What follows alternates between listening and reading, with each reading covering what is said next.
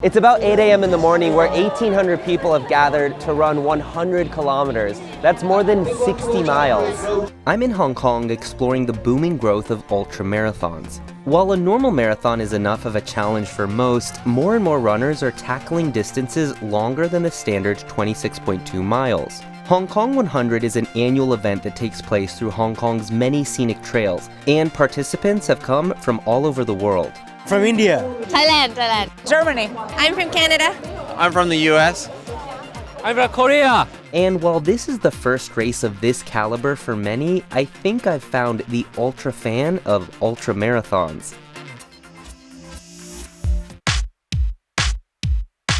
This is John. He's completed 17 ultramarathons in the past year alone, running more than 1,400 kilometers in competitions. That's more than the distance between New York and Chicago. Not to mention the distance he's climbed at these races is around 65,000 meters. That's equivalent to the height of Mount Everest's base camp to the peak 18.5 times over. We meet up for a light jog 2 days before the race. Would you consider it a passion or an addiction? It's probably a bit of both. This will be my 10th year running Hong Kong 100. I've run it every year. John is a busy guy. Aside from his regular extreme races, he works as an investment manager and is married with 2 small kids. Hong Kong is just such a hectic place to live. There's always things happening from 6 a.m. in the morning to 11 p.m. And for me, being able to get out and run and just escape that, get into nature, all I'm thinking about is my footfalls. It's the way I relax. Well, that's quite inspiring that 100K is your way to relax. I'm truly inspired. Weird. In fact, he's so obsessed with the sport, he even started a few companies on the side from his full-time job. One of them is called T8, a trail running sportswear brand that makes breathable sports gear specifically designed for long runs. We have an integrated running band, so you can hold your phone, you can hold your soft flask, your keys. The price of a pair of shorts is $62. And make no mistake, you may think running is an inexpensive sport, but for long-distance trail runners like John, costs can easily go into the thousands of dollars. Pair of shoes, $200. You know, your GPS watch, that could be $300 or $400. You've got to get your shorts, obviously your t-shirt. You've got hiking poles, that could be another $200. Then you've got your backpacks, another $150. Coming over, there's the flights. There's going to be the entrance fees. Then you've got your hotels. You got your taxis to the start and the finish. And add in $20 for this tiny phone that John brings with him in case of an emergency. This phone is meant for runners as a way to minimize the amount of weight they bring. It's race day. Nervous, scared, excited, everything. Very exciting. Super excited. Like a kid on Christmas Eve, right? It's gonna be great. Excellent, awesome.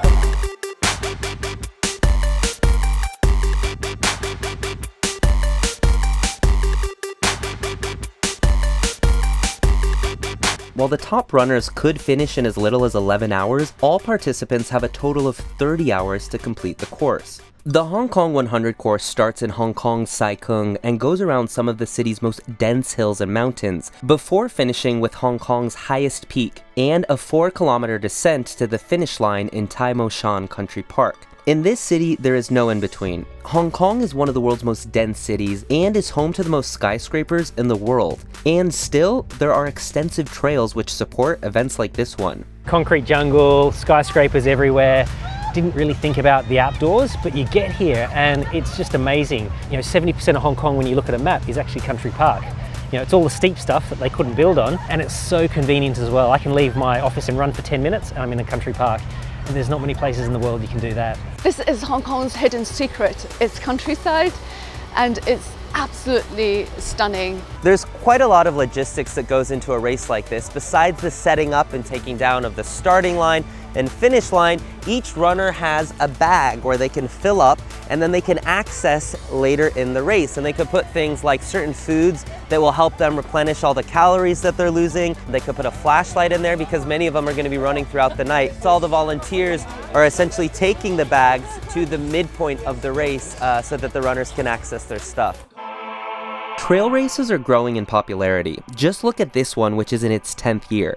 In the first, organizers say they struggled to get 200 runners. This year, they say they've received nearly 8,000 applications for the 1,800 spots available. The number of trail races in China have blown up in the last decade. In 2009, there were just 2. That ballooned to 457 by 2018. It's a relatively new sport in Asia, and people are discovering all these different places that you can go and travel to. So it is growing exponentially. The world's just trying to get fitter, and so you've got all these people looking for the next sport, and trail running's, for me, such a logical place, if you've got some good trails around. It's been about 11 hours since the runners started on the starting line and have now come to the finish line where they've set up a stage. It seems like it's really the ultimate test of human endurance. It's not just the runners, friends, and family watching on. Companies are pouring in their money too, with several brands sponsoring individual runners. The North Face is my title sponsor. They support me so much, even some coaching. I've gotten picked up by Hoka One, and they've started investing a lot in athletes. The technology here is really quite advanced. You can go on their website and actually track runners in real time. John arrives around 12.5 hours after starting the race. That's about 30 minutes slower than he was hoping for, but he's pleasantly surprised to see his wife and kid waiting for him at the finish line.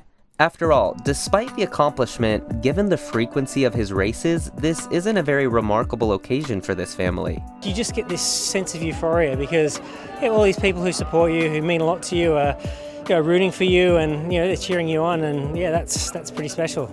I love the challenge. I love being out there and just being one with nature and just getting away from the craziness that is Hong Kong. It just grounds me and centers me, and it's my meditation. Hey guys, it's Uptin. Thanks for watching. Check out more of our videos and let me know in the comments what you think about extreme sports. While you're at it, subscribe to our channel and I'll see you next time. CNBC Sports, brought to you by the Hong Kong Tourism Board.